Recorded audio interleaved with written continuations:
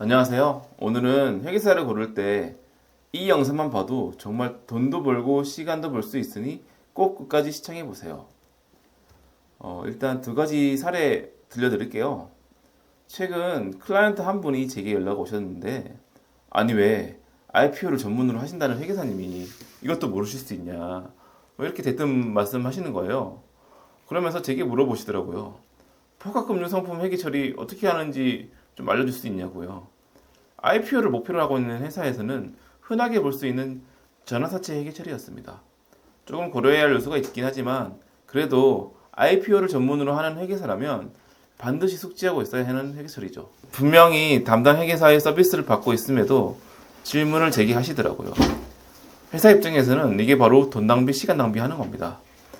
회사가 저희에게 회계 자문 서비스를 받는 것은 아픈 환자가 병원에 찾아가서 서비스를 받는 것과 같습니다. 이것은 그 회계사분이 그 분야의 전문가가 아니라는 소리입니다.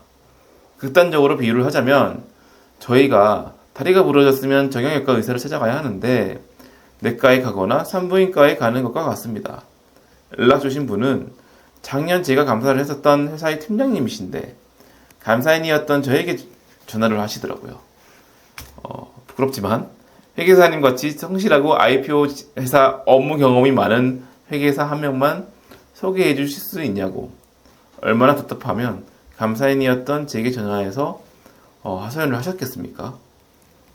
또 다른 사례로는 친분으로 회사를 선택하는 경우가 있습니다. 어떤 한 클라이언트 분은 자기 친한 지인의 누구라고 해서 회계사를 소개받았다고 합니다. 그런데 업무를 하다 보니 뭔가 이건 아니라고 생각이 드셨대요. 일은 항상 딜레이가 되고 일이 되었는데도 결과물에 오류가 많았다고 합니다. 거기까지 참더라도 감사인 대응을 위해서 고용했는데 감사인 대응까지 하나도 안 돼서 정말 화가 머리 끝까지 나서 저에게 연락을 하셨더라고요. 아니, 우리 회사가 돈을 내고 회계 자문을 요청한 건데 오히려 자신의 회계사 눈치만 보고 있는 것이 맞냐. 사실 자기도 아는 사람을 통해 소개를 받아서 그 사람과의 관계를 생각해서 너무 싫은 말을 잘 못하겠다고 하시더라고요. 이래서 친분을 통한 회계사 선임하는 거는 좀 리스크가 있다고 생각합니다. 이분은 특히 제가 PA 할 때 목 디스크가 걸려서 한동안 휴직을 했을 텐데 그래도 제가 책임감에 한 달 정도 더 회사에 무료로 서비스를 해드렸습니다. 왜냐하면 휴직을 하면 무급 휴직이니까요. 돈이 안 나오거든요. 근데 제가 한 달 정도 더 가서 회계 서비스를 무료로 해서 되게 고마워하셔서 좀 연락도 자주 하게 되고 친분도 생긴 케이스였어요. 그분은 자신이 처음 만났던 회계사가 저였다고 하시더라고요. 그래서 다 모든 회계사들이 뭐 이렇게 일을 하시는 줄 알고 기대를 하고 있었는데 또 그렇게 잘 안 되다 보니 제게 문의하셔서 또 한 일주일 그냥 도와드렸던 기억이 납니다. 사실 저는 이런 케이스를 너무 많이 봤던 것 같습니다. 업계에는 진짜 훌륭하고 똑똑한 회계사님들도 많지만 그 이상으로 준비되지 않으신 분들도 너무 많아요. 그래서 제가 오늘은 여러분들께 잘 익은 수박을 고르는 것처럼 아주 간단하게 우리 회사에 딱 맞는 회계사를 고르는 방법을 알려드리도록 하겠습니다. 첫 번째로 해당 업종 및 산업과 관련된 경험과 지식이 제일 중요합니다. 회계업계에서는 이를 적격성이라는 용어를 사용합니다. 적격성이 부족한 회계사를 선임할 경우 원하는 업무 결과를 얻을 수 없다는 것이 당연하겠죠. 그럼 도대체 무엇을 어떻게 확인해야 할까요? 바로 제안서 내용을 확인하는 것입니다. 이때 제안 단계에서부터 우리 회사와 유사한 업종의 업무 경험에 대한 이력을 첨부해달라고 요청하세요. 그리고 회사의 재무제표가 다트나 홈페이지에 공시되어 있다면 센스 있는 회계사라면 우리 회사 재무제표나 주석만 보고도 어떤 회계 이슈가 있을 것인지 예측하여 제안서에 리스크 포인트로 제시하게 됩니다. 사실 이 작업이 굉장히 수고로운데요. 이 회사를 위해 그런 노력을 했다라는 것은 열정이 있다는 반증이니 꼭 참고하시길 바랍니다. 다음은 업무 범위인데요. PA의 업무는 일반적으로 결산 지원, 정산표 작성, 공시용 DXD 재무제표 작성, 감사인 대응 단계로 구성됩니다. 결산 자체는 기업 내부에서 진행하지만 정산표 및 공시용 DST 재무제표 작성은 PE의 주요 업무에 포함됩니다. 감사인 대응 절차를 포함할지 여부에 따라서 보수가 달라질 수 있습니다. 이 부분을 반드시 확인해야 합니다. 어떤 회계사가 담당하더라도 감사인의 리뷰가 전혀 없는 완벽한 재무제표를 작성하는 것은 현실적으로 어렵습니다. 따라서 감사인 대응 절차는 반드시 포함되어야 하는데 이 감사인 대응에 생각보다 많은 공수가 들기 때문에 어떤 회계사들은 이 절차를 슬그머니 빼놓고 감사인 대응 시 추가 피를 지불해야만 업무 범위에 포함하도록 하는 옵션으로 두는 경우도 있습니다. 이를 꼭 반드시 확인하시길 바랍니다. 회사의 니즈를 제대로 파악하고 있는 회계사라면 감사인 대응 절차는 필수로 해줍니다.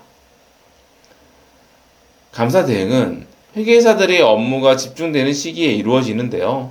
이 시기에 PA가 충분한 시간을 투입할 수 있는지가 중요한 판단 요소가 됩니다. 계약 전 업무 진행 기간과 투입 시간을 사전에 확인하여 우리가 원하는 기간에 원하는 시간에 투입할 수 있는지 확인이 필요합니다. 역량이 뛰어나더라도 일정 조율이 어려운 회계사는 실질적으로 도움이 되지 않을 수 있습니다. 네 번째, 책임감이 부족한 회계사는 진짜 최악의 선택이 될 수 있습니다. 업무를 맡겼을 때 최선을 다해 수행할 의지가 있는지를 확인하는 것이 중요합니다. 이를 사전에 판단하기는 어렵지만 직접 만나서 대화해보는 것이 가장 효과적인 방법입니다. 일부 회계사들은 계약 전에는 적극적으로 영업을 합니다. 간이고 쓸기고 다 빼줄 것처럼 실제 업무 수행 과정에서는 이러한 책임을 회피하는 경우도 많습니다. 이러한 점을 고려하여 신중하게 판단을 해야 합니다. 사실 인생을 겪어봐야 합니다. 그래서인지 책임감과 직업윤리에 대한 내용은 함부로 조언드리기는 어렵습니다. 그럼에도 객관적인 지표를 따져보자면 징계 이력을 보십시오. 금융감독원에서는 감사인에 대한 감리를 진행하며 부실한 감사 절차에 대해 징계를 내립니다. 이러한 사항도 영역사항에 포함하여 제출하라고 요구할 수 있으니 최소한 징계 이력이라도 확인해 보시길 바랍니다. 다만 이런 징계 이력이 그 회계사의 인상 그 자체를 말하는 것은 아니나 그래도 리스크를 판단할 수 있는 그나마 객관적인 지표라고 할 수 있지 않을까요? 좋은 PA를 선임하는 방법을 설명하면서 스스로도 이런 회계사가 되기 위해 노력해야 한다는 점을 다시 한번 생각하게 되었습니다. 전 빅펌에서 10년간 근무하며 제조업, 에너지, 바이오 업종의 다양한 기업을 경험했습니다. 감사인으로서 의견 거절을 준 적도 있었습니다. 의견 거절이 투자자 보호에 불가피한 조치였던 경우라고 생각합니다만 그다지 좋은 기억은 아니었습니다. 감사인으로서 처음 의견 거절을 줬던 바이오 기업이 생각납니다. 의견 거절이 나갔던 날 엄청 우시던 부장님이 아직도 생각이 납니다. 그 모습에 저도 그날은 한참은 멘탈이 나가 있었네요. 회계사가 된 것을 처음으로 후회했던 순간이었습니다. 그들도 한 집안의 가장이며 남편이며 아버지일 텐데 의견 거절을 받고 결국 일자리를 잃으셨습니다. 사실 그 의견 거절이 전적으로 그분의 책임이라고 볼 수는 없었는데 회사는 그런 의사결정을 내리시더라고요. 저는 그때서야 우리의 의견으로 누군가의 생계를 위협할 수 있다는 생각을 했습니다. 생각보다 감사인이 들고 있는 칼이 너무 무겁다는 것을 알게 되었습니다. 그 전에 저는 감사인으로서 퇴출되어야 할 기업이 있다면 자본주의 시스템에서 자기 목숨 같은 돈을 걸고 투자하는 투자자들을 위해 엄격한 잣대로 나름의 응징을 해야 한다고 생각했습니다. 지금도 큰 틀에서는 변함이 없습니다. 그러나 그 회사가 진짜 좋은 기업이었다면, 내가 잠재력이 있는 기업에 철퇴를 준 것이라면 진짜 그렇게 억울한 회사들이 어딘가에는 있을 것이라는 생각이 들더라고요. 물론 회사가 지속적인 적자를 기록하며 완전 자본 잠식이 되어서 존속 능력에 심각한 위협을 받는 경우에는 투자자를 보호하기 위해선 의견 거절이 불가피하긴 합니다. 하지만 회계 처리를 제대로 하지 않아 의견 거절을 받고 그로 인해 시장에서 퇴출되는 경우라면 조금만 더 빨리 대응했더라면 충분히 예방할 수 있다고 생각합니다. 이러한 문제를 사전에 방지하고 기업이 올바른 방향으로 나아갈 수 있도록 돕는 것은 PA의 역할이라고 생각합니다. 돈을 벌기 위해 하는 일이라는 것을 부인할 수 없습니다만 그래도 최소한의 사명감을 가지고 일을 하고 싶다는 생각에 저 나름대로의 보람과 가치를 제 마음에 새겨두었습니다. 정말 기술이 있으나 회계 및 결산 준비가 안 되어 의견을 못 받아서 IPO가 좌절되는 기업, 정말 미래가 밝으나 회계 및 결산 때문에 의견을 못 받아 상장 폐지되는 기업들이 억울하게 자초되지 않도록 주치 역할로서 함께하고 싶어 이 일을 하게 되었습니다. 앞으로도 이러한 내용을 지속적으로 다룰 예정입니다. 유익한 정보를 지속적으로 제공할 수 있도록 노력하겠습니다. 좋아요, 구독, 알림 설정하시고 좋은 정보 받아가시기 바랍니다. 감사합니다.